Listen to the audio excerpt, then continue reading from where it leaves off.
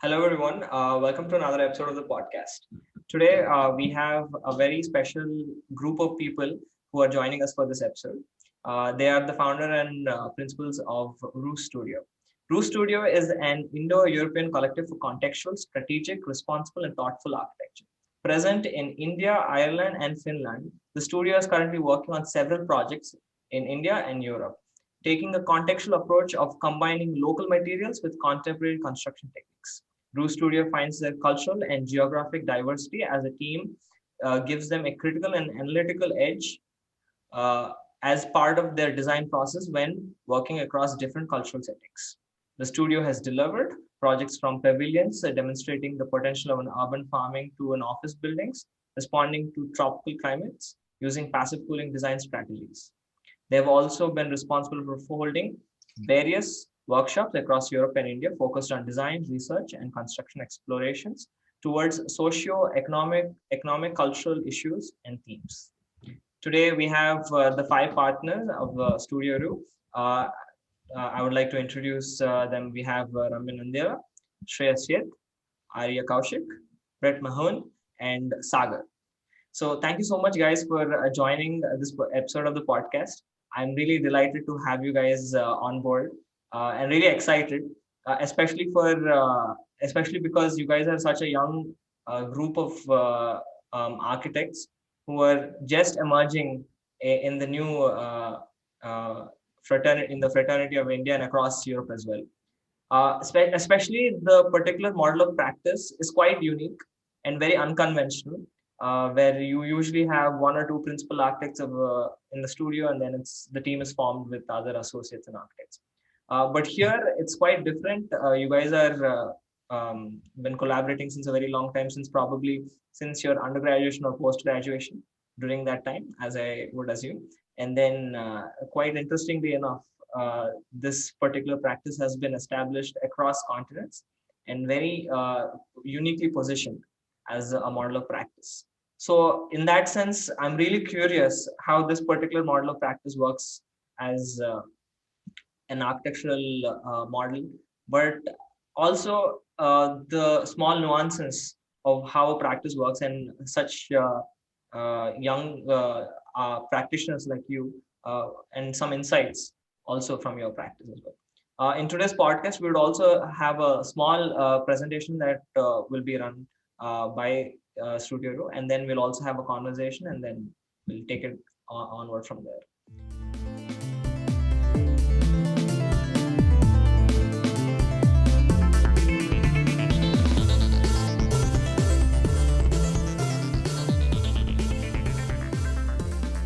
Start off by asking, a little brief introduction about yourselves, maybe under 2 minutes, and then we can take it from there. Um, Maybe I can start. First of all, Vivek, thank you so much for having us. It's really nice and exciting for all of us to be here together. My pleasure.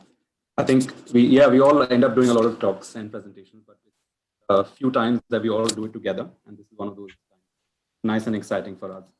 I am Sagar Tulshan. I graduated in architecture from the School of Architecture of Ramaya University in Bangalore. I've worked with Venkatraman Associates in Bangalore, and we work in the past before starting the studio. I'm interested in all things design and anything that falls in the realm of technology. I'm Ramya Nandyala. I graduated from Vaishnavi School of Architecture in Hyderabad, and later did my master's from Politecnico of Milan in architecture, design, and history. So I worked briefly in Hyderabad and also in Italy. And I am mostly interested in architecture design, obviously, interior design. I'm also into apparel and textile design and visualization as well. My name is Arya Kaushik. I did my BArch from Shada University here in Greater Noida, New Delhi. And ever since I've been working with the Vaxil Architects as a collaborator and now as a consultant. I'm taking care of primarily their CSR projects, which allow me to collaborate with a lot of people around. I've worked in rural Rajasthan, I've worked in Leh Ladakh, I've worked Currently, I'm working in Delhi and in Haryana to make schools and clinics and all sorts of things. Apart from that, yeah, design is one of my interests among many. And yeah, that's it. Great, thank you. So my name's Brett Mahan. I'm originally from Ireland and studied architecture in Belfast in Queen's University and finished my master's as a kind of a joint program between Queen's University and the Technical College in Munich in Germany. I worked for a few years in London for a practice, quite a young practice, RCKA, and then worked in collaboration with a practice in Dublin for a few years before starting Rui, mainly in residential and commercial. And I really enjoyed public architecture.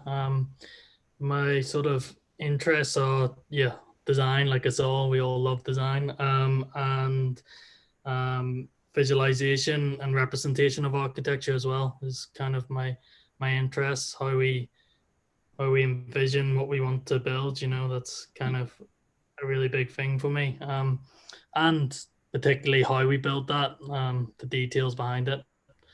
So that's it. Great, thank you. Hi, I'm Shreyans Seth. I did my architecture from School of Architecture and Planning from Sharda University in Greater Noida. And before that, I've worked with various architects during internships and jobs. I've worked with Salient, Urban Design Studio, IPDM, and so on. And my interests are mainly in hospitality and residential design, and that's where my expertise lies. But we are also looking into urban design and pavilions, and that is also something which interests me, is how people respond to social architecture and placemaking. Thank you. Thank you.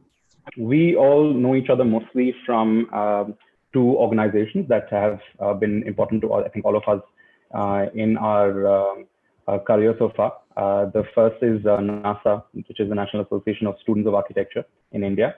And the second is EASA, which is European Architecture Students Assembly. Now, all of us met through these, at the events of these organizations, and we mostly became friends in one of the summer assemblies of EASA in Europe.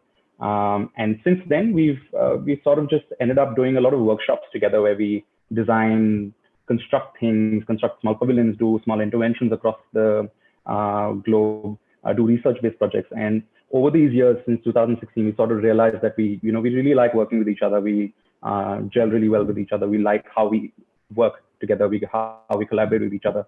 And all of that just culminated into, I think, in 2019, when we just decided to start a firm together. But someone can just also go ahead and explain, what does Ruu Studio mean? What does that word mean?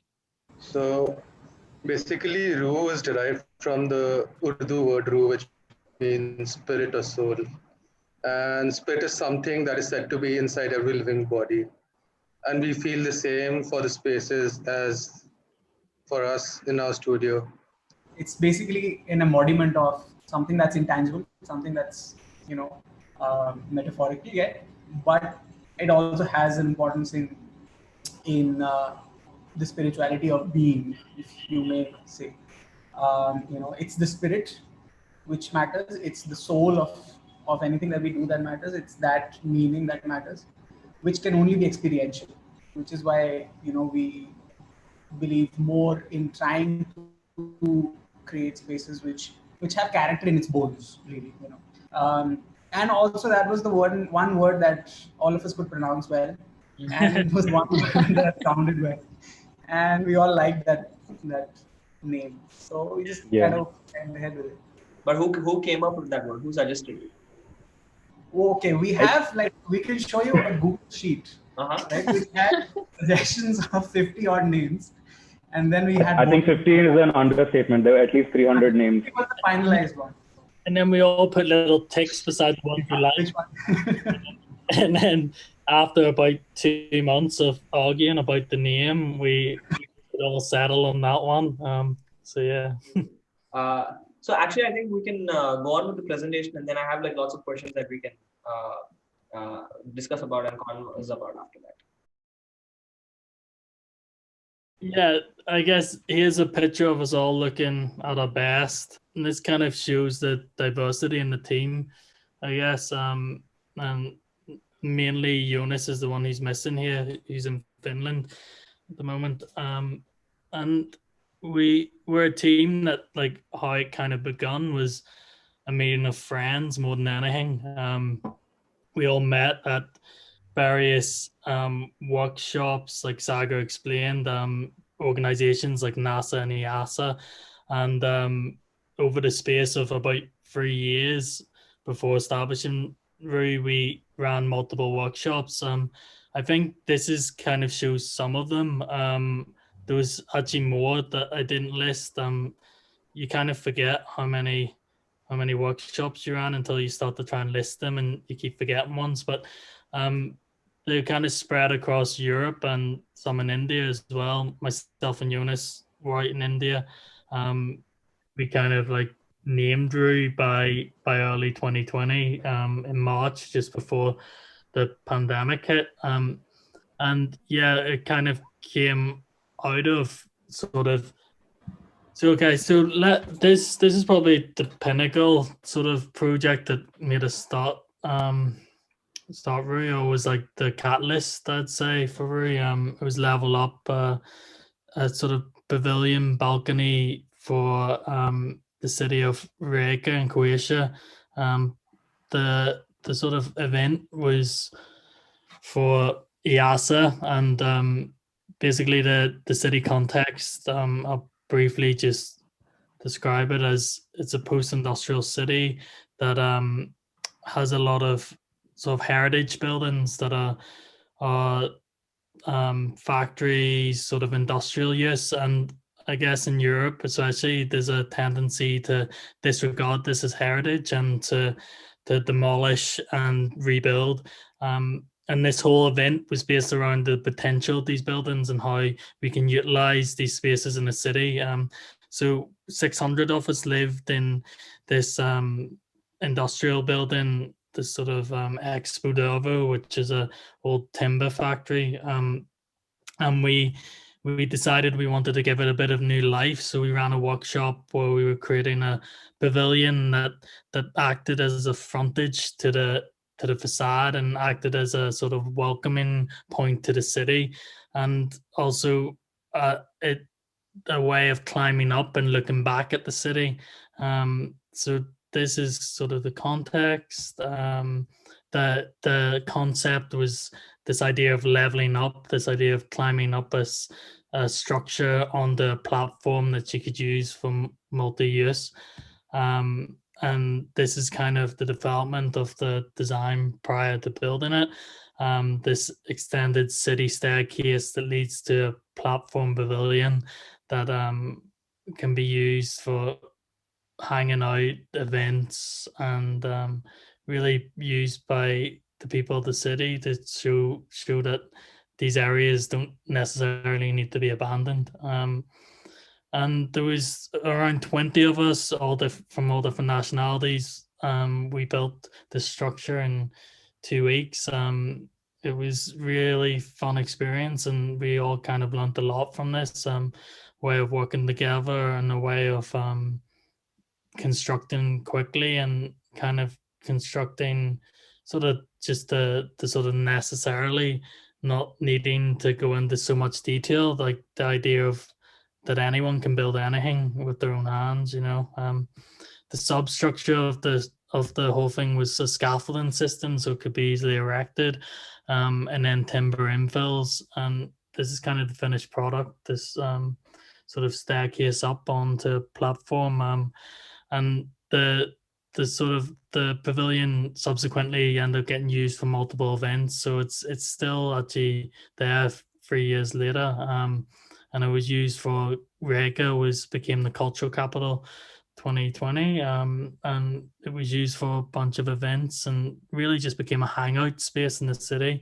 And I think this is what we really enjoy about this scale of architecture, is that you can build something relatively cheaply and relatively quickly, but it can have a bigger social impact, and can be a catalyst for something. I mean, this became a catalyst for our studio, but it also became a sort of a kind of small catalyst, or a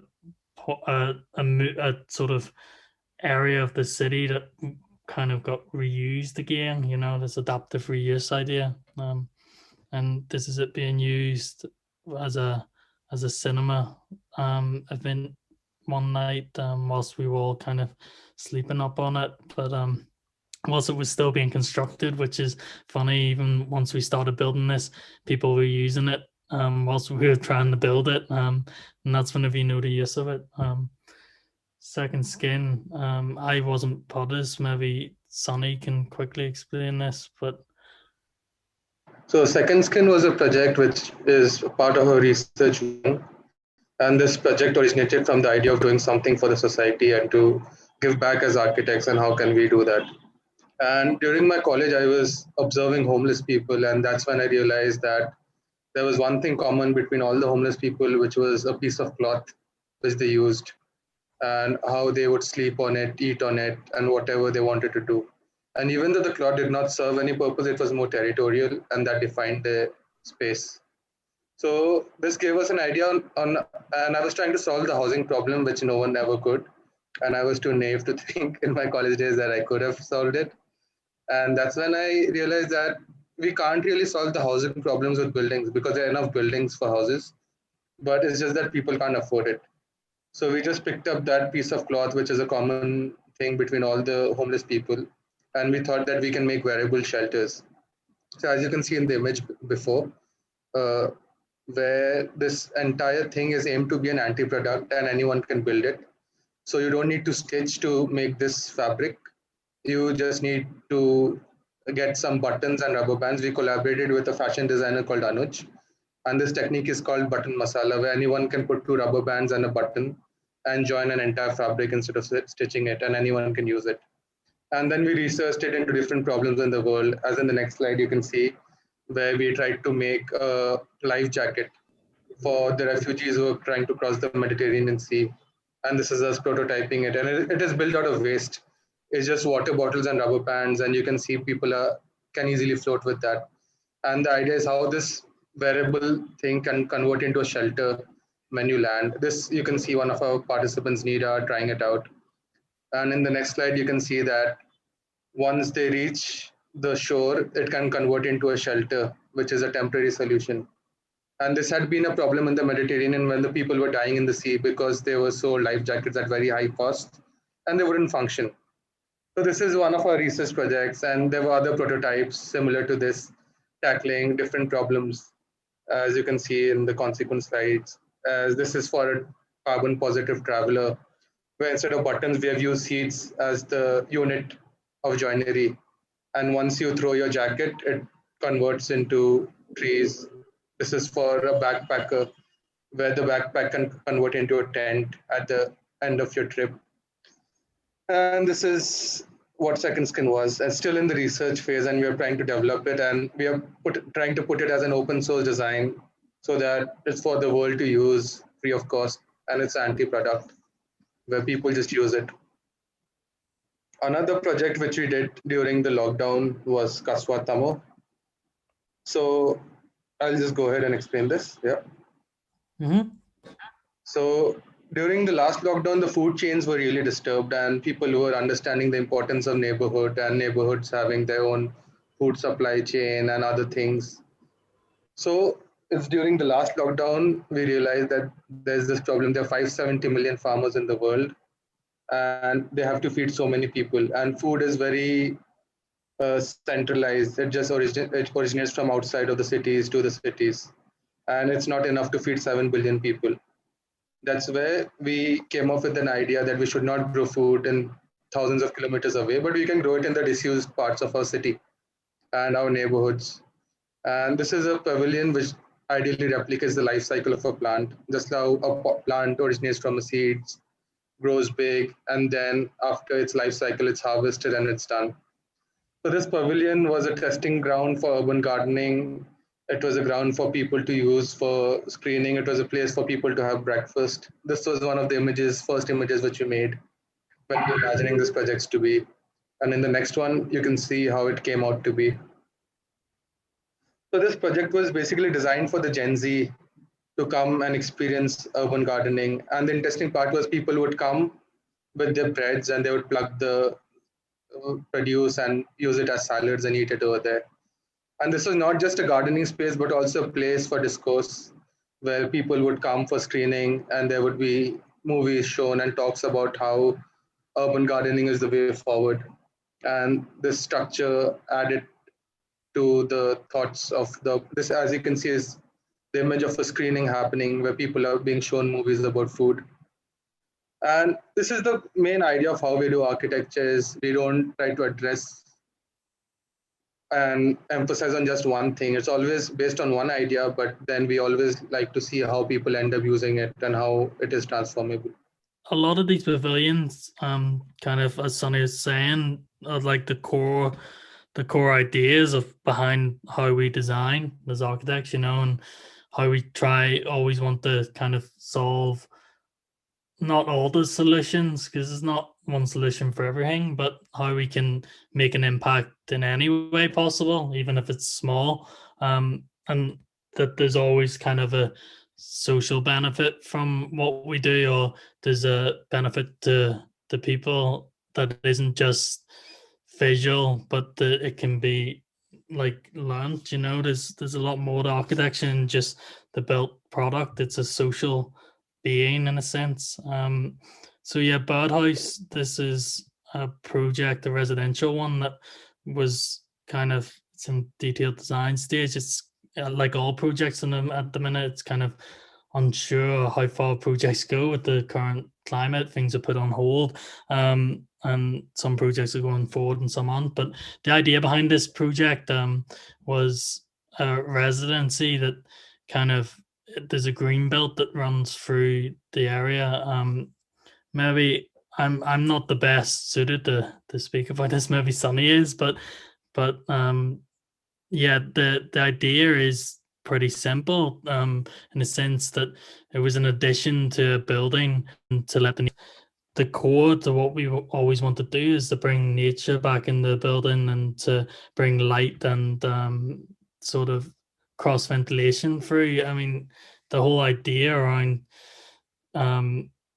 building something contemporary is to go back to basics, in my opinion, is that we build with contemporary building methods, but we always utilize the fundamentals, which is sunlight, airflow, connection to the outside, the sort of fundamental of architecture in general. And with this project, that was the basis, to bring back the nature and let the birds come into the house. The client is an avid sort of photographer, and really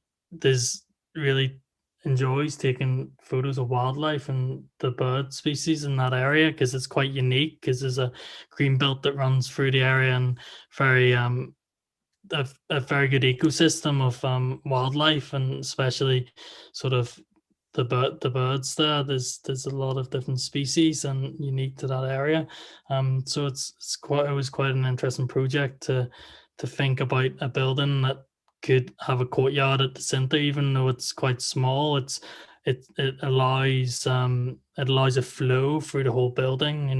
We're splitting the whole living aspect and living aspect of the building with a whole central outdoor area on the roof plane of the house. So this is in addition to already existing 4-story building, and it's just the top 2 levels that we're putting an extra 1 level on, and then a roof terrace on top, and letting the light and air come through and flow through the building.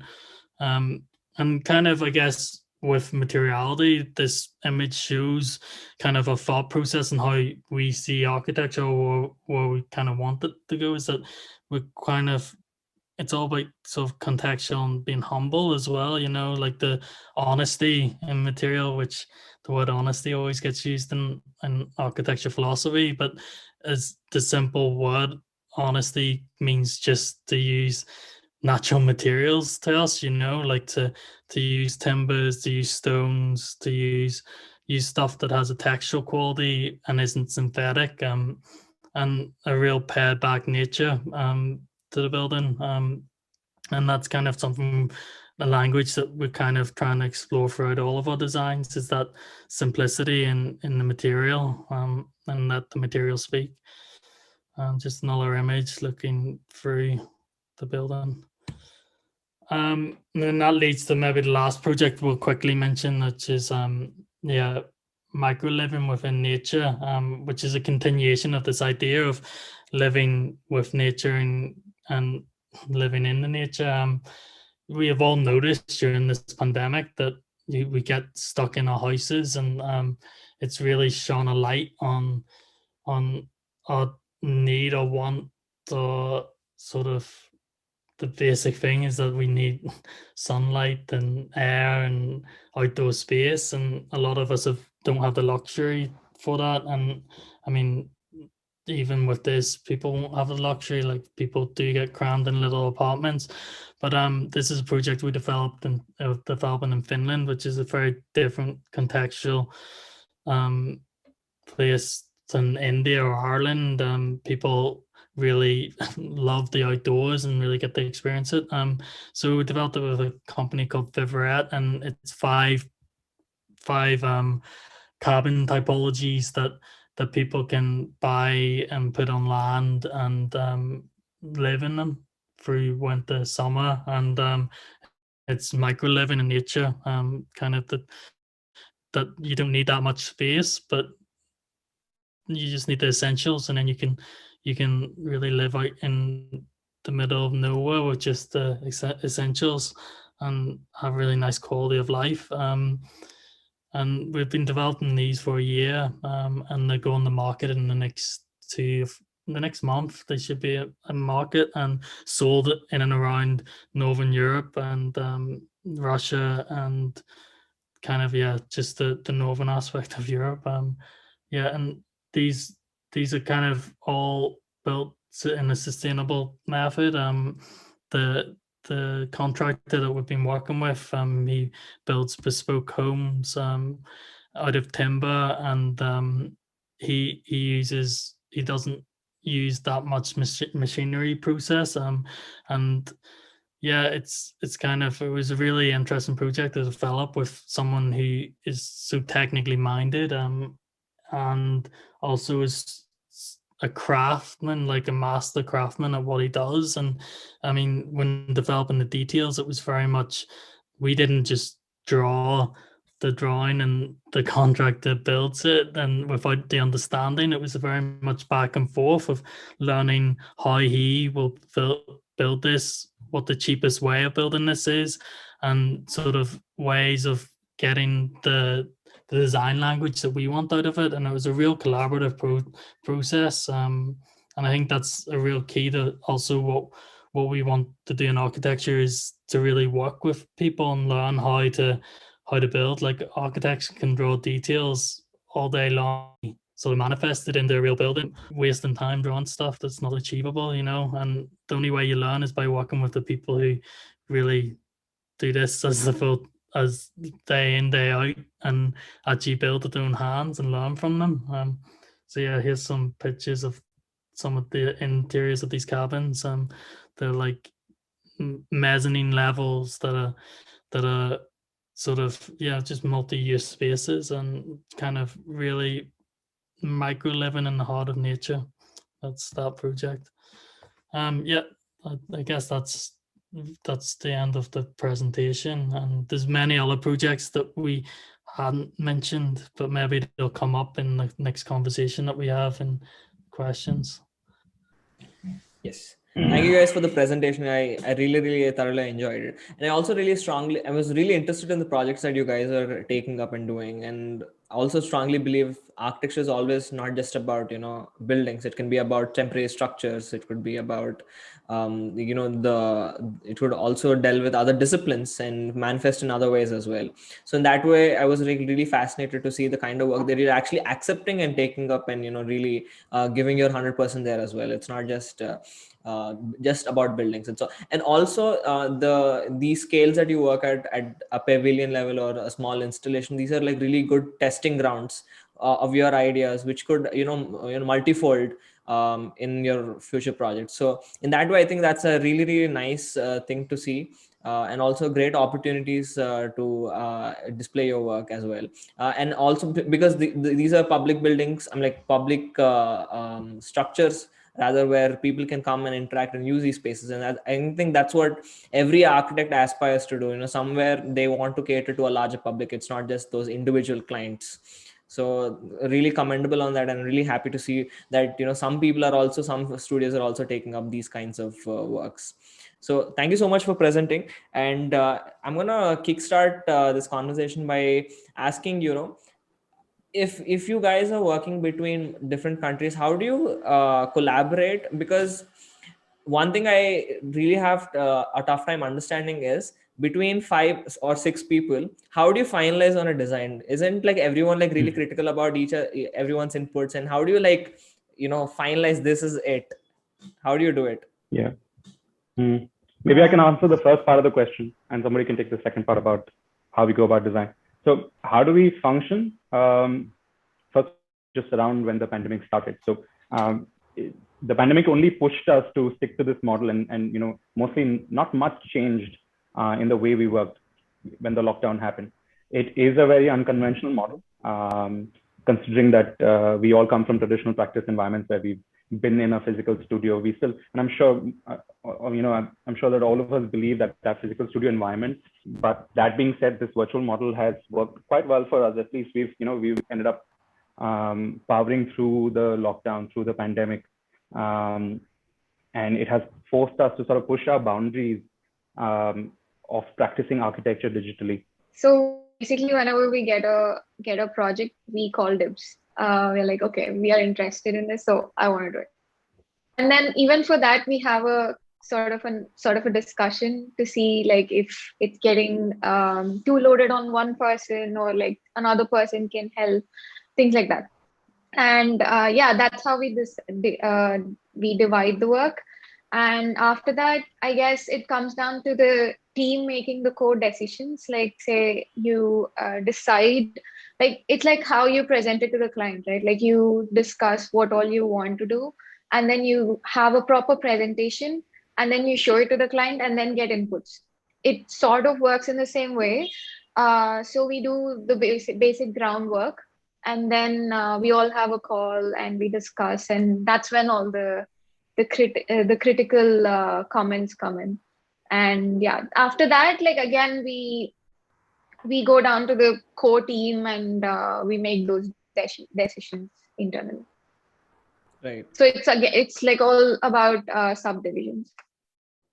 And then once the design is finalized, is it like more like during the execution stage and everyone comes onto the board, or is it like that particular person who has pitched it, does that person take it forward? The project team takes it forward most of the time. Mostly it is the project team.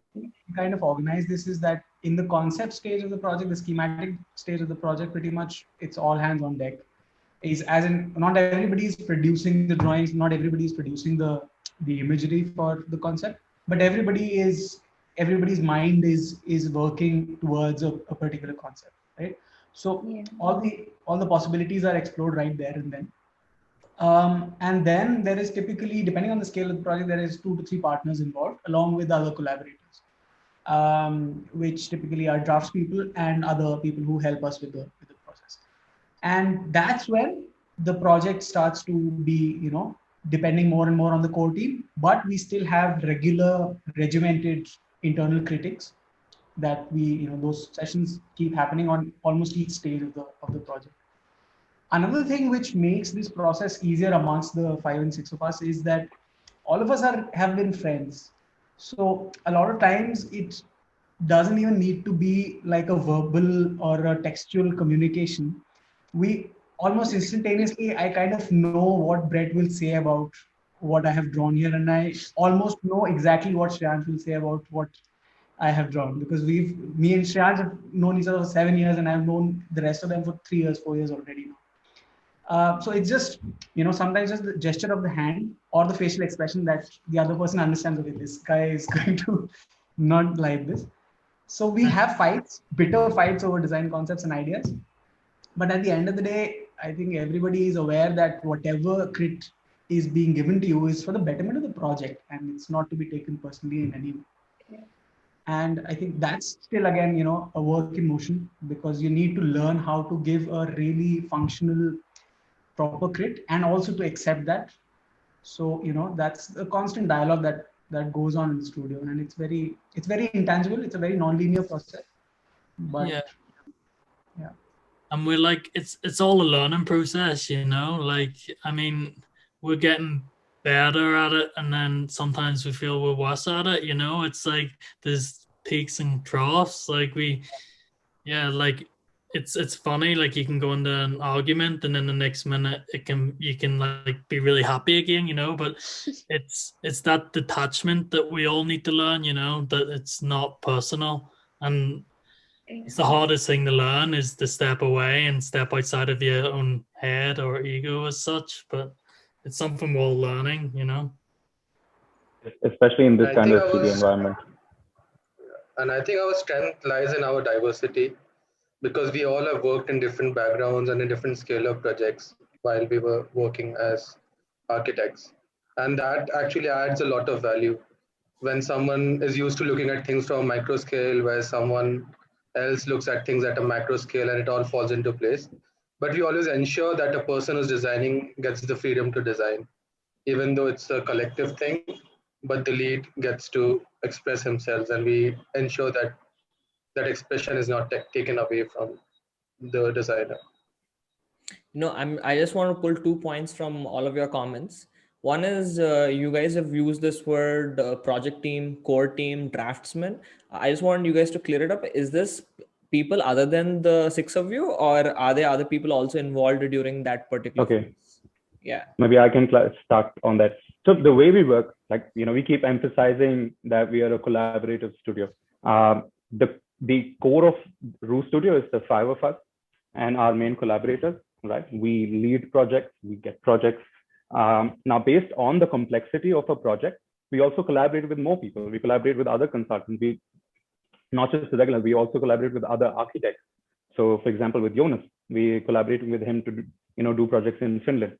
And then based on the scale and the complexity of the project, we also get in more people. For example, now we're going to go and do a large hospitality project where we will probably work with independent draftsmen to deliver, the drawings of the project, because at that scale, you need more hands working on the drawings. So it really depends. We're sort of flexible that way as a studio.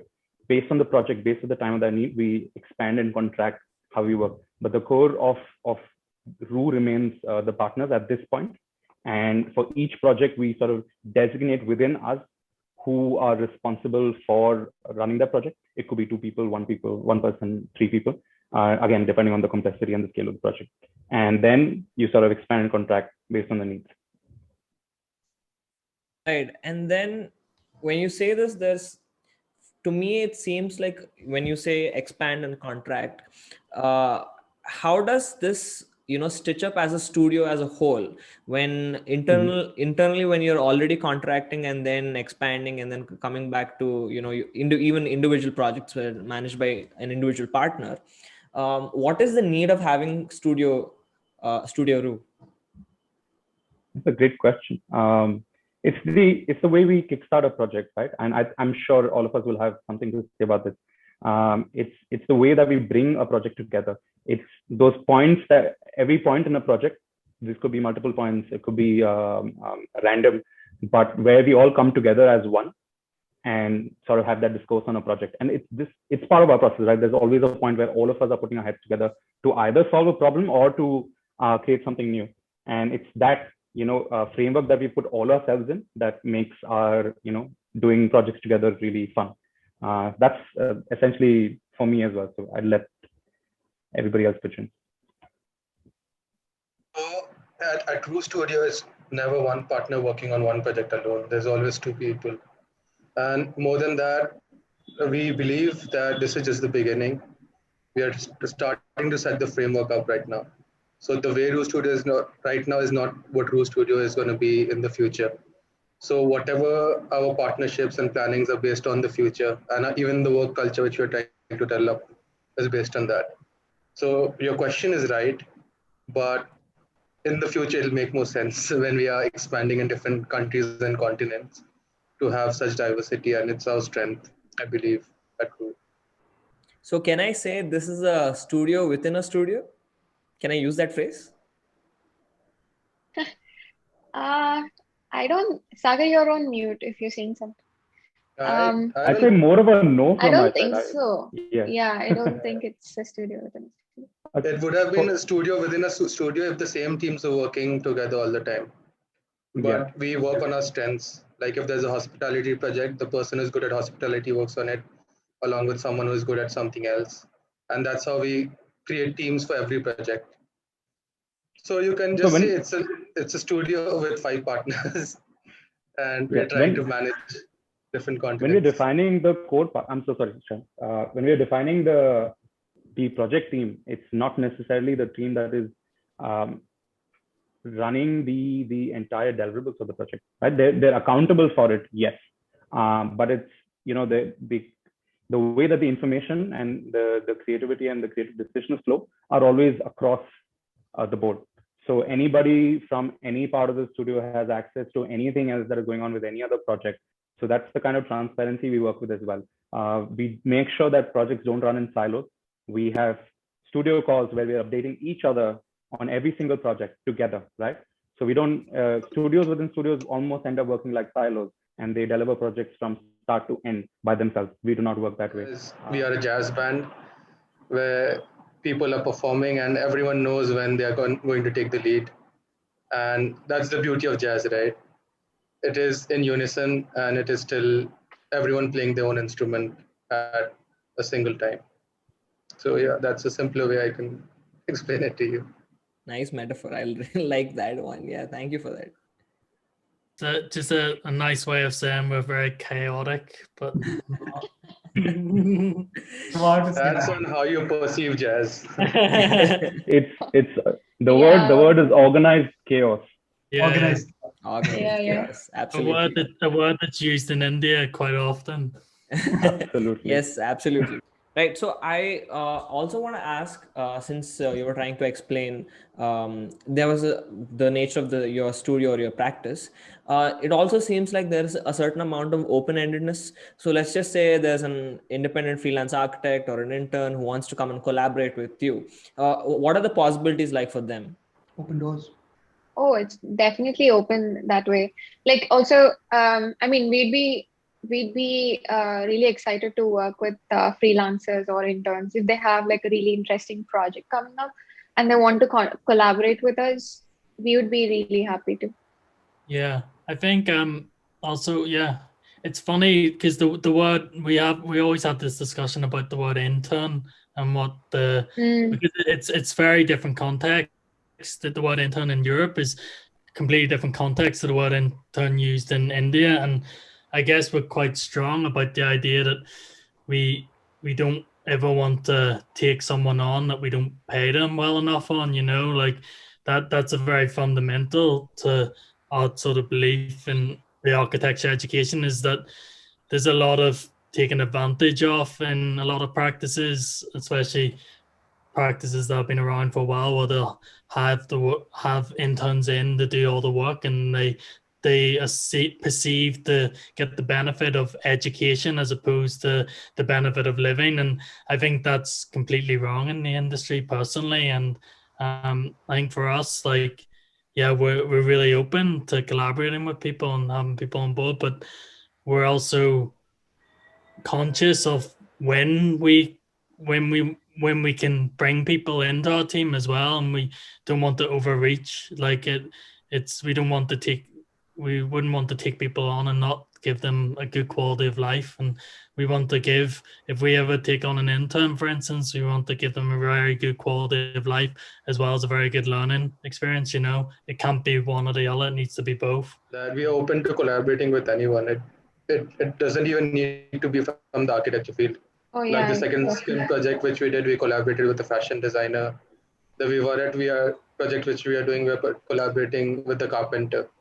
So RU existed because of collaboration, and we have lived on collaborations. But the basis of a collaboration always comes to a strong idea. And if we collectively believe that the idea is good and strong and it is impactful, we are always open for collaborations all the time as a studio.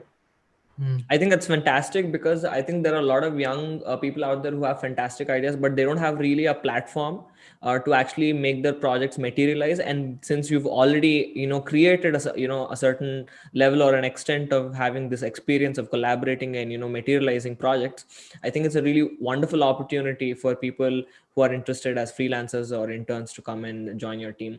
But when people join or collaborate with you, does your job role change as a consultant, or does does Roo actually own the project? I think it really depends on where the project comes from. Am I on? Yeah. If it's a project, we always believe in sharing credit and like monetary benefits as well. I think that's the simple answer to it. We share credit and monetary benefit. There's full stop. Yeah, again, I guess it's different with every single collaboration.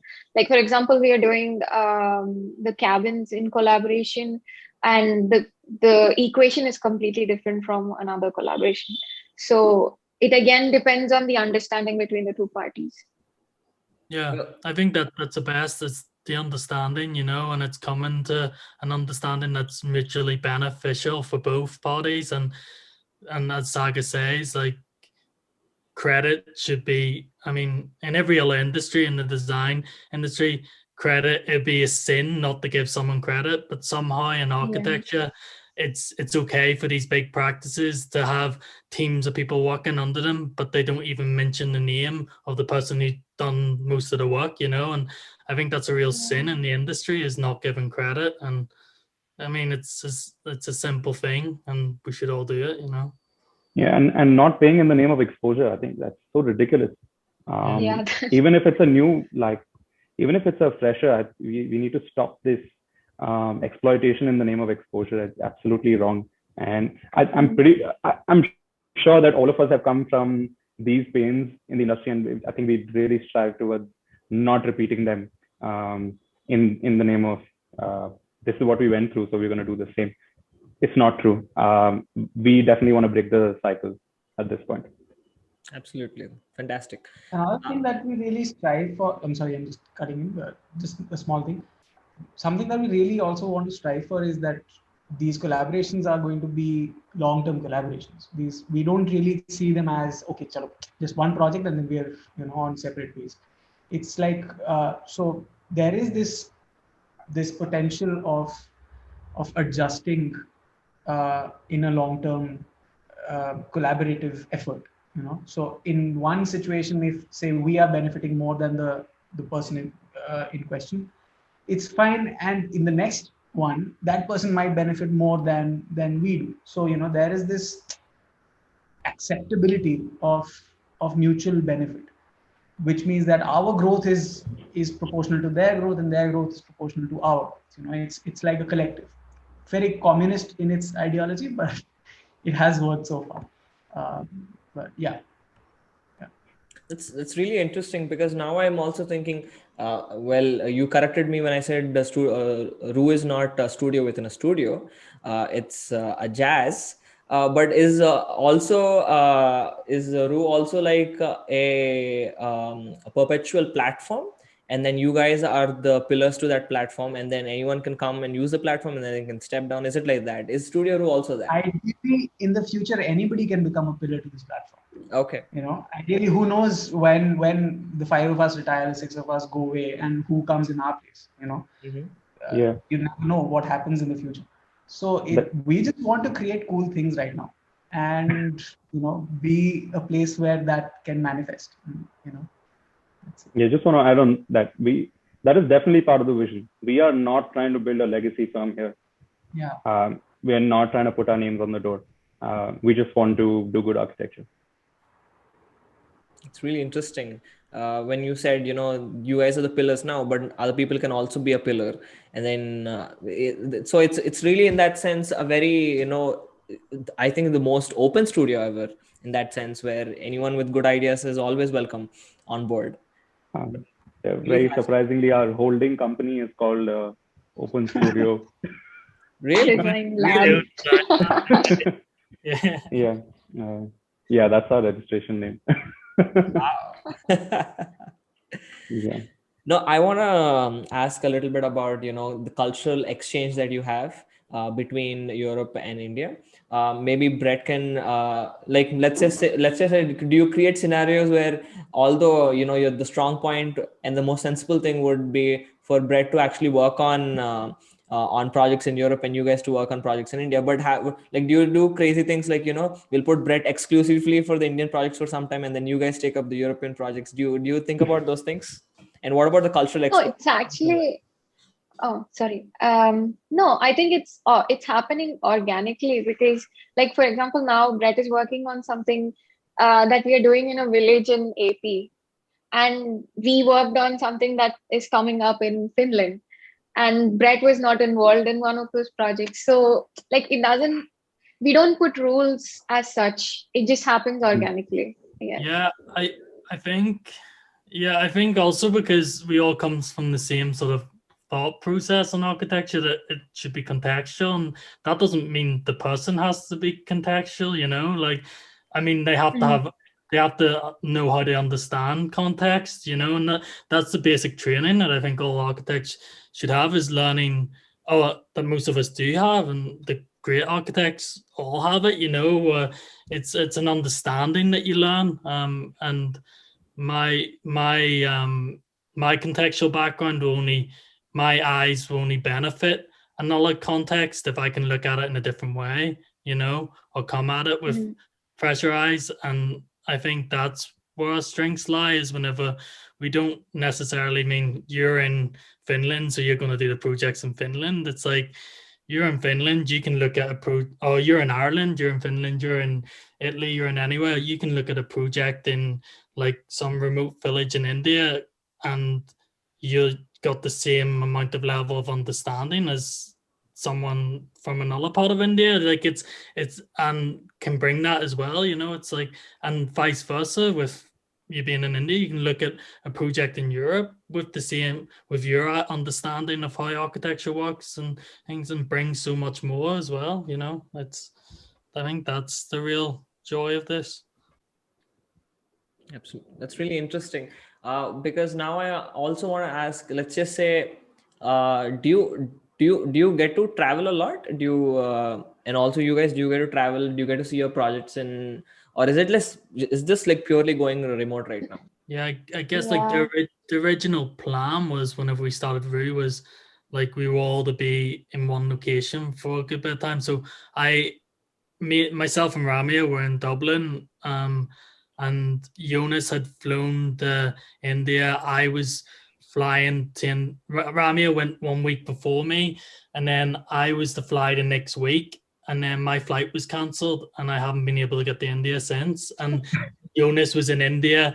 Pandemic hit. He was like, "Oh shit, I need to get out of the country." So within 1 day, he had packed his stuff and went to the airport. Like him and Ella.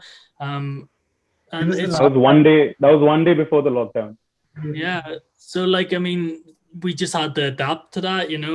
Ideally, we all would have been in the same location for at least 6 months to try and get the bedrock of this company together, but it's just had to happen online, and it's all out of our control, and there's no point beating yourself up over it. Like you just got to learn to adapt.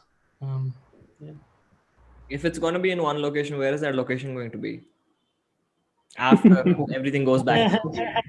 But the idea was not so much that we have one location. The idea was that we have a base to start the foundations of a company, but like that we can all go to different locations. Yeah. We want to be able to be remote workers as well. I think this pandemic has also shown that architecture practices can be remote. Like you need to be on site, obviously, and you need to go visit places, but that doesn't mean you can't just travel to that place and work from there for a few months. Like that like you can still be connected to the rest of your team and travel to the location of the site and work from that village for a few months if you've got internet connection, or work from that other city in Europe or work from that other place in the world, it's possible.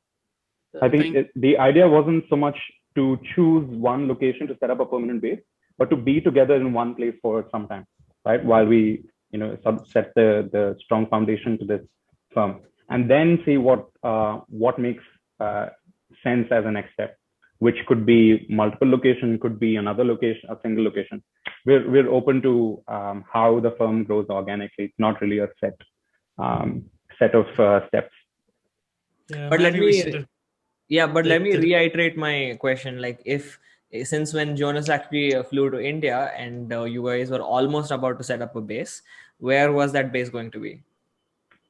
So it wasn't going to be a base. It Bangalore. was going to be us working together for 6 months to 1 year in Hyderabad at this point in time. Initially, it was Bangalore. It was, yeah. And then, and change the First it was Hyderabad. Bangalore, and then we Yeah. changed to Hyderabad. And so Hyderabad. we changed to Hyderabad also because of how we were trying to adapt to the pandemic. And then we decided, and then it got pushed again, which is also I guess fine. also an interesting thing is I think we decided to choose Hyderabad because we can access our sites from Hyderabad. So, for example, if our majority of the sites shift to another state, we might change also. Yeah. So is that Actually, that's a good way of putting how flexible the sort of physical aspect to the firm is. Yeah. Ideally, we wanted to be in Goa, but just because the flight connectivity wasn't good, we shifted to a No, metro city. that is still the plan, I guess but not for now. we all have commitment issues. As you can tell, like we just don't want to be embedded in anything, Yeah. we want to be the open design lab, but So you are saying that you chose to you're thinking, or you chose to choose Hyderabad because there are a lot of projects in AP, Telangana. Is that the case right now? There are a lot of projects here. That was one of the factors at that point in time when we were deciding to be in Hyderabad, at least for now. Mm. Yeah. But is it going to happen anytime soon, or is still in the phase of? Well, it was supposed to happen a few months ago. Unfortunately, the pandemic has pushed it. Yeah. We are hopeful that we will have a physical office in Hyderabad as soon as possible, like as soon as the situation and the conditions permit us. Right. I also, You were talking about the office, right? Yes. Or the project. Okay. Yeah. Office. Yeah. Okay. Also, I just wanted to ask, now that since everything is remote, just in front of your monitor the whole day, how many hours do you spend in front of a monitor? I personally am asking this question because out of concern, because I just feel I'm just sitting the whole day. There is no physical activity anymore. I'm just putting a lot of hip weight and tummy weight.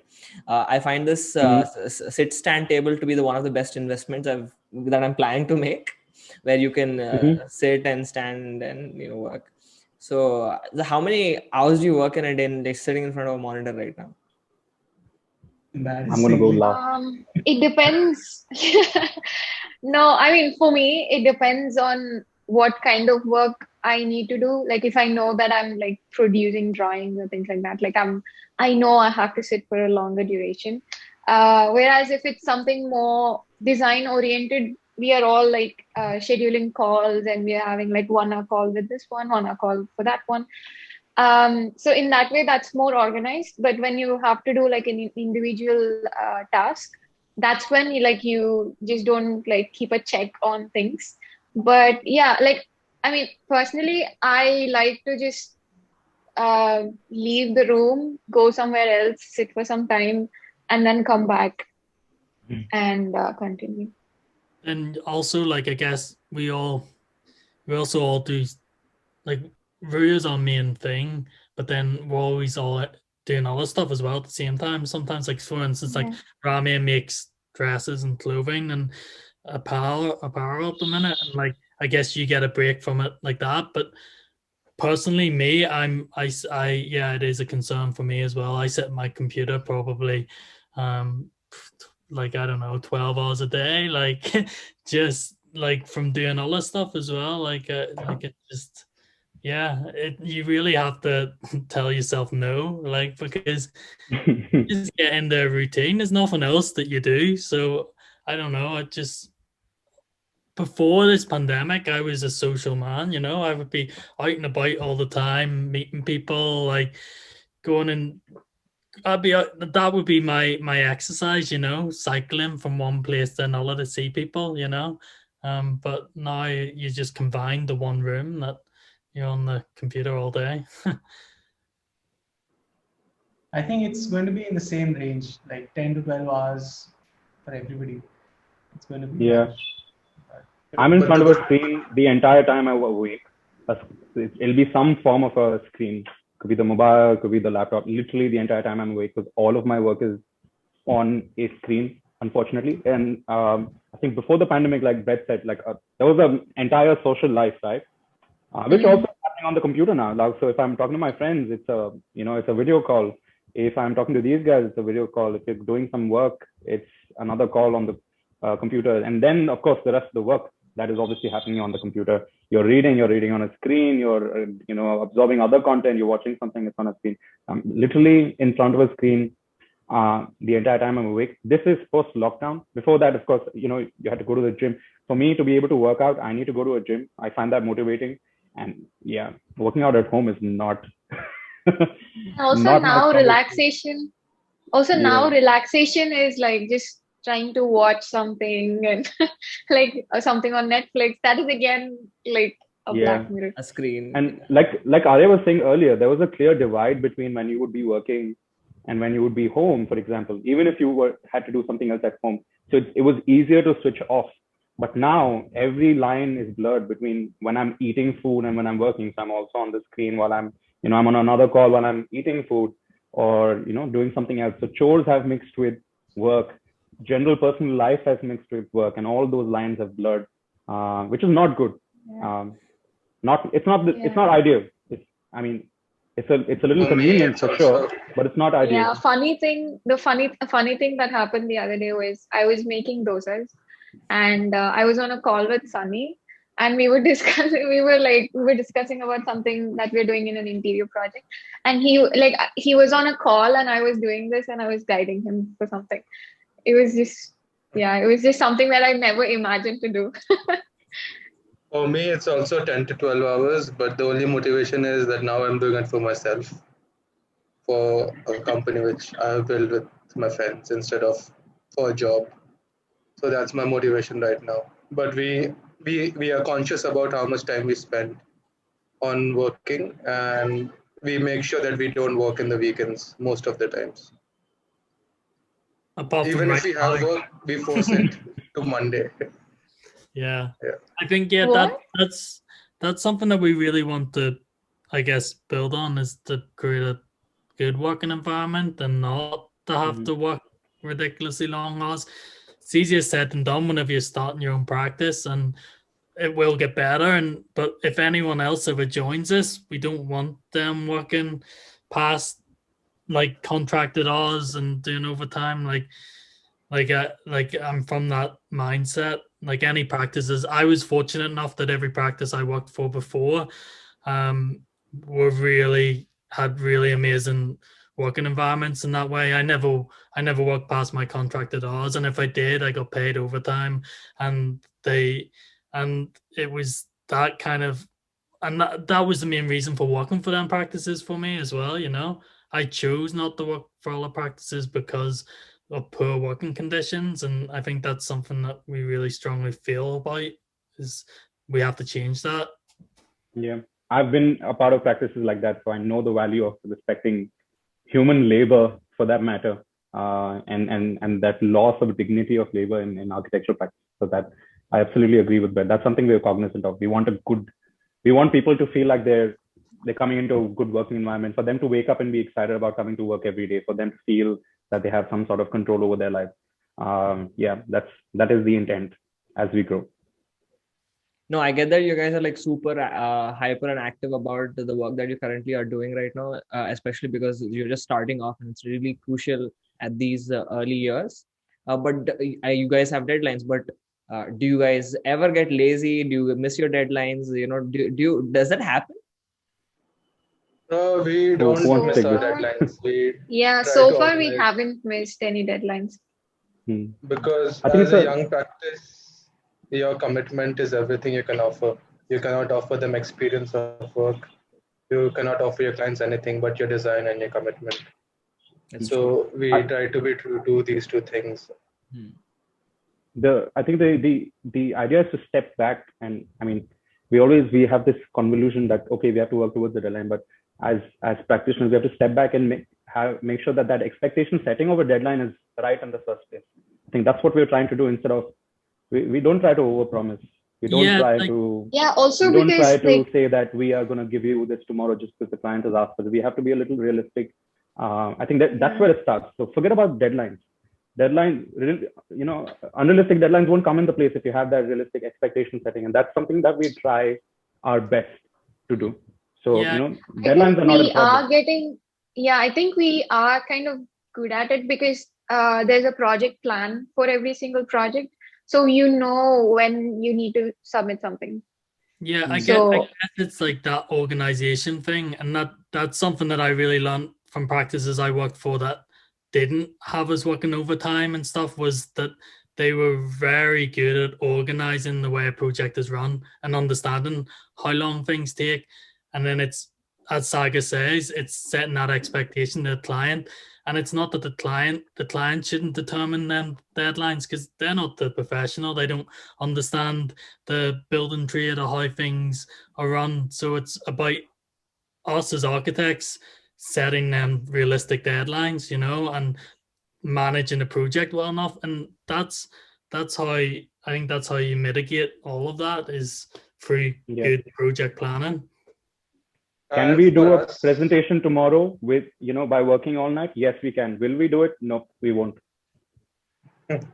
and for us also something which trickle down very importantly is we have very fixed ethics on our clients, that we get picky on trying to figure out who we want to work for, and we filter those out because that ensures that you're working for quality and not hustling for no reason. So that is a great help because we filter out our clients in the very beginning, because that was a philosophy that we realized that we needed to hustle. So we decided we might as well hustle in our own terms, and pick our own clients and pick out the projects we want to do instead of just doing everything and people dictating us what to do. Yeah, it sounds like I mean, some of the most important decisions is turning down work more than taking on work. Like, you, although we're saying this as if we get loads of work, which we don't get offered loads of work, but like it's finding those red flags. Like, we're growing a practice and finding those red flags and when not to take on work from someone. Like, not every client is gonna adhere to everything. And some clients, no matter how much you give them a really great project plan and you're really competent at your job, they'll just have this entitlement that they feel that they can dictate the terms even though they don't understand the terms. And I think that's a real key, is learning who to work with, and you deciding that if someone comes to you, if they're not the right fit, then it's about being honest to them and telling them that we're not the right fit for you. We can put you in contact with other architects, but as for us personally, it's not the right relationship. And it is a relationship. If you're building a building with someone, it's like 3 years, 2 years of your life. It's like you're marrying someone. For them, like, perhaps their lifetime. Like yeah. for them, it's their house that's going to be with them for the next 25, 50 years, whatever it is. Mm-hmm. Just want to add that and of course there's an aspect of like educating the client there. There's a negotiation with the client. Like that said, like it's really about those situations where because of the client or because of something else, if we feel that we are not a good fit, we're okay with accepting that and like sharing the project with someone else. That's, if you're able to do that, I think it's good. It's more efficient use of your time, because can you just take the challenge and do everything? Yeah, sure. Like, can you power through it? Sure. But is that efficient for us? Is that the best use of our creative time? Not necessarily. So we just try to be more honest about that, and it helps. No, it's great that you've learned to say no, which a lot of people don't tend to do. And yeah, well, that's which we understand, because it's not always, it's a difficult choice, right? Like, you also got to take all the work you get. It's not easy to say no, but you have to sort of offset that by the what is it called, opportunity cost of taking something else, right? So if you free up your time to this one project that you don't necessarily are the best fit for, you're probably freeing up time for something else which is better. So it's that understanding of back and forth and clearing up of things for something else. Now that you mention that, I also want to ask the scale of operations that you guys are doing. How many projects do you have on the table? So how do you even get projects? Because this is a project, I think your studio is just around 2 years old right now. And how did you just, how has the outreach been, and how did people get in contact with you, and how many projects were you able to get during these 2 years? Which is maybe I can talk about the current scale. Much more than any other new firm. Yeah. I don't know about that, but okay. So I'll run you through our current state, and maybe if someone can talk about how we go through. Can I just correct something before you answer? In the question, I wouldn't say we are 2 years old. We are more like a 1 year old. Okay. 1 year and like a couple of months, I think. 1 year and 2 months. Yeah, I think 1 year is 1 year is good to place us as a functioning, legitimate entity. Yeah. So Vivek, we're currently doing around 10 projects of different scales and typologies. We're doing we've done pavilions in the past. We're doing some houses and some cabins, as you've seen. We're doing some commercial buildings. We're doing an eco resort. We're also exploring some product design of adaptable and functional green wall systems with another company in Finland. We also spend a portion of our time and resources on pro bono projects. We're currently doing an office for an NGO that runs homes for children. We're also working on proposals for multi-functioning Anganwadis in Delhi. So that's kind of the spectrum of our projects right now. But how do you get these projects? They're quite diverse, and it's very not usual, I would say. Yeah. So it depends from the project to project. So for us, the kind of project is never a benchmark. So we are not the kind of architects who will come and say that if it is a mall, I will not do it. For us, the client is very important. So all the projects which we have got are, first of all, we got published at Dizine and ArcDaily, which helped us do some outreach. And some of our Finland's project is because of that. And obviously some of them are through our personal contacts. And a lot of projects we actually create ourselves. That if we see there's a problem and we think we can solve it, we come up with a proposal and we push through it and we try to make it into a real project. And a lot of pavilions which we built was actually a product of that thought, that if we believe in something, we'll just go ahead and do it, propose it. If needed, we'll lobby for some projects and we just try to get it done. But yeah, that's how we are getting most of our projects right now. Yeah, I think what we want to aim for is that idea that we can generate projects and we don't have to sit around and wait for someone to come to you. I think the best thing about being an architect is understanding the whole process of a project. Now, we don't necessarily have the money or the capital, but it's identifying a problem, finding the solution, and finding the stakeholders who can make that solution reality, and if you can figure a way of working within that realm, then you can generate projects, you can, and that's what we're aiming to do, is to try and initiate projects more than anything, and try and find the right clients, and more of a grind upwards approach to getting projects built. If it's a public amenity that needs done, it's finding the right MLA to to pitch an idea to, then trying to get them to get the right stakeholders excited about it, and then having you involved in the process, like that's the goal, I guess. Yeah, not just that, like we also have some more ideas that we would want to also be pitching to like a third party company that could actually manufacture them and put them in the market. Like not just products, but also like different things. Yeah, it comes down to that outreach, and we're still finding our feet, but yeah, that's how we don't want to do the traditional way of just family trying. Like you can't, only if you're from a very wealthy family can you start a practice that is got like really expensive houses all the time, just through family connections. Like we want to be a practice that's more than that, a practice that's founded on our ability to outreach and create projects as opposed to waiting for projects to fall in our lap. Like, yes. In a nutshell, if you look at the way any design studio has really functioned. Hello? Yes, I can hear you. Go ahead. Hello? Good? Yeah. In a nutshell, if you look at how the economics of a design studio really works, is that there are two basic divisions right in the middle. One is that you find a patron to fund your ideas, and the other one is that the patron finds you, right? Either of these two. So we kind of push for both of these. The one where we find the patron is mostly the community driven project,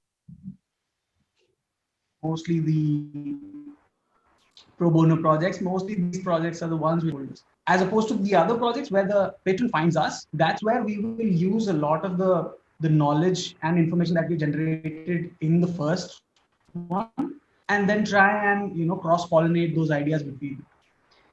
And that's how we are trying to enrich the design solutions as well as their research, because it can't be just one way. Eventually we would want to have that we will provide solutions and patrons will adopt that, in the public realm, which will be again back with proper research and all of those jazz. But the other is also very important for a design practice to function, because the economics is such that you need money to keep pumping into the system, right? So it's like, currently we are having patrons coming in from personal contacts and from secondary and tertiary sources as well. Yeah, I think just to sum it off, great. That's where we get our points. I have a final question. I mean, it's two different questions, but I'm gonna let everyone answer it, and you can take around 2 minutes for it. Just to get a sense of a little bit more of you as an individual person, I just want to know how you position yourself in the studio. So what would your expertise be? What are your strengths and weaknesses, and how do you offer yourself to the studio? That's the first part. The second part is in your formidable years through the years of learning architecture, there must have been a lot of architects that must have influenced you in terms of studying their work or trying to emulate their theories or philosophies. So can you just mention some of your favorite architects that have really made an impact on your careers? So yeah. I think before all of us explain like what kind of roles we play, I think what you should also understand about RU is that firstly, of course, like you said, we're a young firm. We're in that exploratory phase where we're figuring out what works for us and how we want to grow. And also unusually, we're a big group of partners. That's given us quite a few advantages. We bring more knowledge and perspectives to the table from different contexts. We are able to, it also helps us, to able to function like a lean and agile team whenever required and expand on, based on the need for it. We currently share most responsibilities, but as we scale, we see ourselves also becoming more role focused, which could be based on typologies, it could be based on the different aspects of running a firm. But of course, we come from different specialities and expertise, and I think all of us will jump in and talk about that. Yes.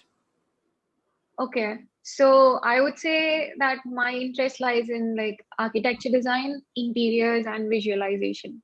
Okay. So I would say that's my forte. Okay. Great. And then your favorite architect was, yeah.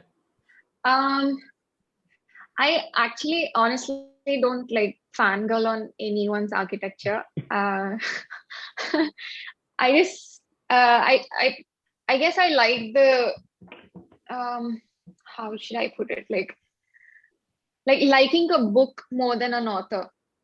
Yeah. You know, so when I see something, I read about that building more than like The architect. just saying like I really like Okay, you the architect. you can give a couple of buildings that you really liked. Okay, so I would say like IIM Bangalore is good. IIM Ahmedabad is good. So mostly I really like architecture that kind of brings the context into the building. Kind of like brings the culture, the materials, like functions really well, and kind of just makes the people feel the place rather than like just using it for the function.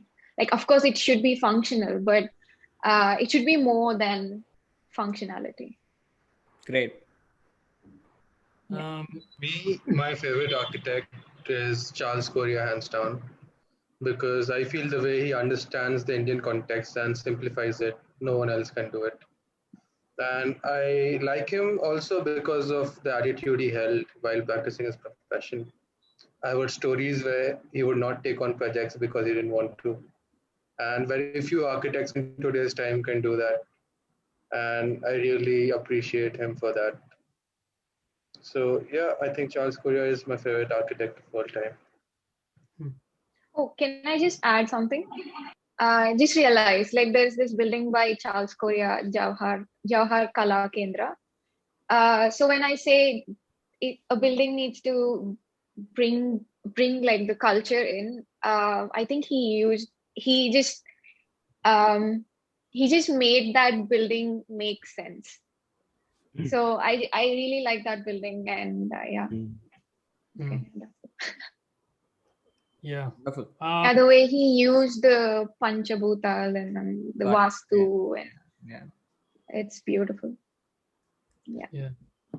I guess yeah, so role in the practice, I don't know it. Yeah, as Rami and Saga saying, our roles kind of vary a lot, you know. I'd like to think that my kind of strengths are in all design orientated, you know, like I live for designing, like that's kind of has always been my thing, you know. I love to work on a plan and really work out the functioning of a space and make sure everything's like working at the human scale, you know. I really love reading into the really from like the really small aspects of a building or a concept, or not even a building, but of anything, to like the bigger aspects of how it functions in the greater context. But I'd say, yeah, it's probably design and being critical. Like I'm quite a critical person, and that's maybe it can get on people's nerves sometimes as well. But I really question everything. I like. What are you talking about? What are you talking about? Yeah. I'm not critical.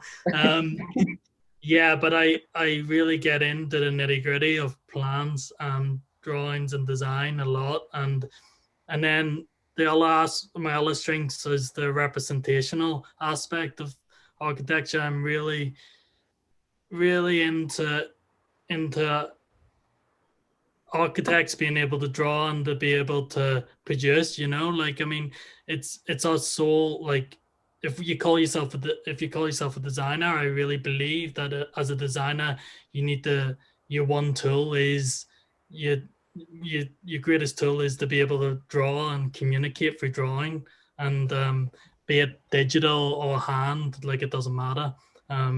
As long as you can communicate an idea, that for me is like the essence of like communication. And I really love the design language around communicating design.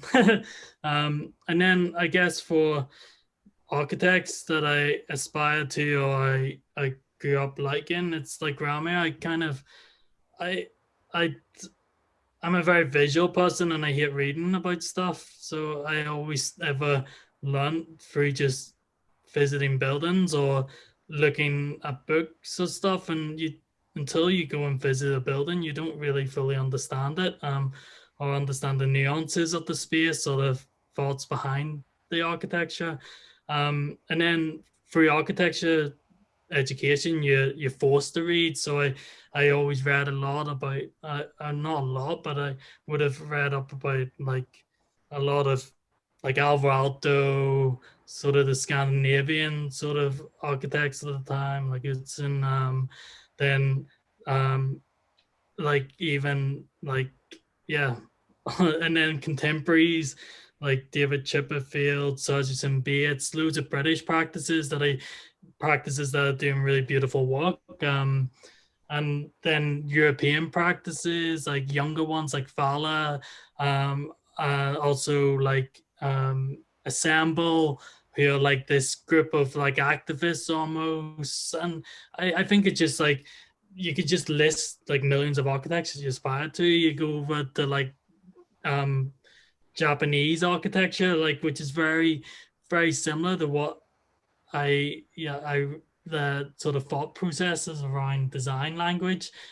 But then at my heart is Irish architecture as well, like I grew up in a country that has some unbelievable architects that just like it isn't obviously Irish architecture isn't seen in the world.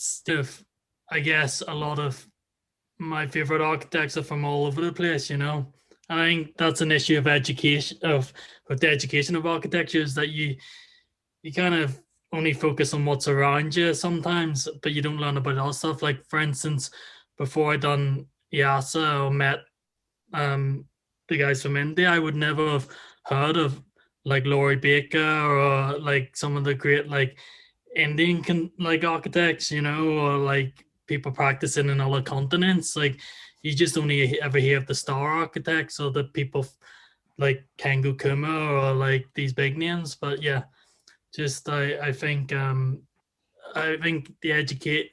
education around architecture is something that should be very diverse, and it can be in today's age, which is great. As far as my role is concerned, I think I see myself moving closer towards the design detail stage, like starting from the concept, but I see my role kind of waning after the design detail stage ends, right up till the point of making it good for construction drawing document. Site coordination, in terms of an informal site coordination, is something that I have been trained at my past work experience and currently continue to do so. But I am not too efficient in terms of paperwork. And I'm just trying to learn more and more of that, which is why it's going to be a tough task to comprehend completely on my own alone. So that's where I think I kind of stand in the spectrum of the design process. I think everybody does concept design. It's like oxygen, you can't not do concept design if you're a part of a design studio. But therein, after the process, where your role kind of begins and where it kind of accelerates and eventually you pass on the baton, is where we are still in the process of identifying. The more projects we do, the better off it's going to be. But there will always be some overlap. There will always be gray spaces, and that's the general scheme of answers that we'll get. When it comes to architects, again, it's the buildings for me. But some architects who really do stand out have already been named. But one addition to those guys, who is a very contemporary guy, who has been extremely impressive in whatever work he has put out so far, is this guy who's working from Ahmedabad and runs a practice called C Lab. His name is Anand Sonecha. And we had the opportunity to meet him, I think, last year when he was presenting at the DesignX Design 30 under 25 conclave. And his work has been really, really impressive. And it's under a particular budget. It's talking about context in a very beautifully composed manner. And that work, whatever he has put out, has been extremely impressive. So yeah, I mean, of course, Peter Zumthor is one person who. I was going to say, when are you going to mention Peter? I thought he's No, not like, mentioning who Peter doesn't Zumthor for like a good Peter? reason. No, but Arya is crazy about Peter Zumthor's Yeah. work, and I was wondering, is he not saying his name for some specific reason? No, I mean, No, Zumthor everybody is knows my amazing. obsession about him. So I really like it. I haven't yet had the opportunity of visiting any of his buildings, but just the imagery that his buildings kind of provide, just the visual interaction that his buildings have, it kind of grows on you. It has this really well-aged wine effect on you. It's not at first glance, you might just move ahead, but then when you come back and you look at it, it kind of grows on you. So that's one person who has had a very big impact on my thinking, because I haven't been to his buildings. Only once I go, I'll be able to gauge that better. But yeah. I think. Wonderful. Yeah. I think I'll start with what I'm really interested in. I think the one typology and scale that excites me the most is anything to do with urbanism and cities. That's also been a bit of my work focus for the longest that I've worked with other firms. And I think the exercise of creating, so there are two scales, right? There's placemaking, which is urban design in a localized, in a set scale, in a smaller scale, but then there's planning, which is much larger. I think that both of these typologies excite me the most. I'm really excited by how, the complex approach to urban design and urban planning, and the amount of the number of fields, the number of disciplines that come together to make it happen, to make it successful. And it's not just a design problem to solve. It's a multiple. You're bringing together humanities. You're bringing together engineering. There's no short-term problem solving. Everything is ridiculously long-term problem solving. That whole amalgamation of I think problem solving at urban planning and urban design scale is super exciting to me. And then coming down to the smaller scale of urban design in general, placemaking. How do you make a well-functioning, aesthetic public space for the public, for citizens to use, while it works very well with the different fabrics of a city, right? How does it work well with the transport? How does it work well with cultural spaces? How does it work well with the economic situation of the city or the town? All, working with that complexity and with that many number of layers and stakeholders in an urban design environment is super exciting for me. I've been fortunate enough to be part of some urban design projects at my work at BA. So that's what excites me the most, and that's where a bit of my expertise lies. What I think what do I enjoy doing? I really enjoy building great companies, so building great organizations, and I'm really interested in the way that an organization works, in the way that it's efficient, in the way that it delivers what it delivers of value to its customers, to its clients. It could be design, it could be, so for us it's design, for us it's architecture. Now, for that sort of organization to function well and to deliver what it does best, I think, and how it grows and how it creates an environment for other people to work in, all of that is of super value to me. I really enjoy putting together an organization that works well every day for its people and for its product. So a bit of my work goes in that direction as well. I think one of my strengths is to be able to organize systems and processes. And I think that's something that I really enjoy doing on an everyday basis, of course, apart from design. So that's how I would put what I'm interested in, what things I do, the things I do in a statement. I really enjoy the work of Charles Correa. I mean, hands down. For me, going through architecture school, for me, what I walked away that was most valuable was my design process. And the one challenge with the design process is always, how do you marry, especially in the Indian context, how do you marry this idea of the vernacular, the idea of what comes before us, the idea of the ancient with contemporary architecture, it was always the biggest challenge. Even before, like, how do you practice great sustainability within architecture?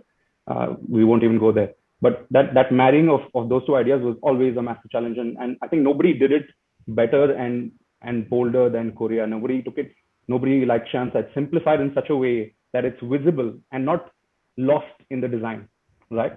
It was great architecture for architects, great architecture for its everyday users, great architecture for normal people. So that's what it really did for me. And I appreciate that. Yeah. Absolutely. I think I can close that. I can just close it on that. That's just a wonderful note to put this episode to an end. But my final concluding comments would be, of course, I'm nobody to comment on anybody's or your architecture, but I would say I am thoroughly enjoying the work that you're putting out there.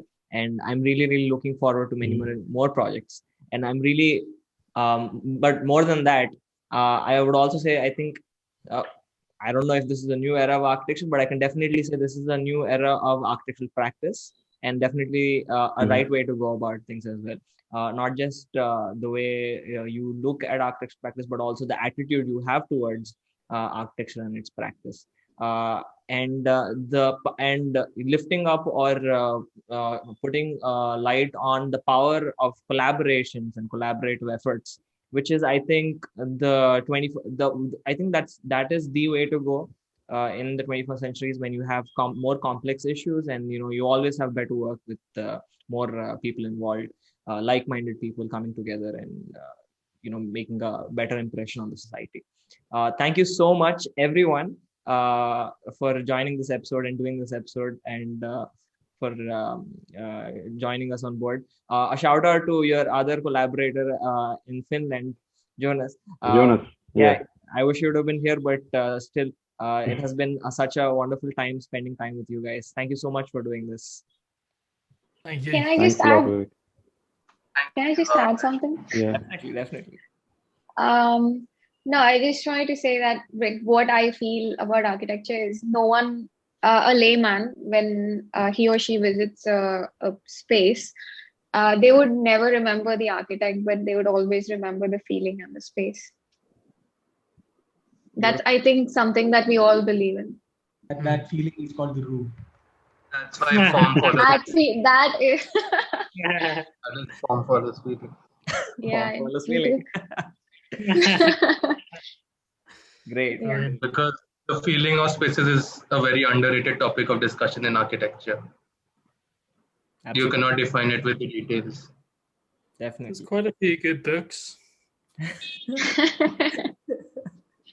Reisman talks about it. yeah. But thanks a lot, Vivek. This was super fun for us as well. Thank you. Thanks for having us on the podcast.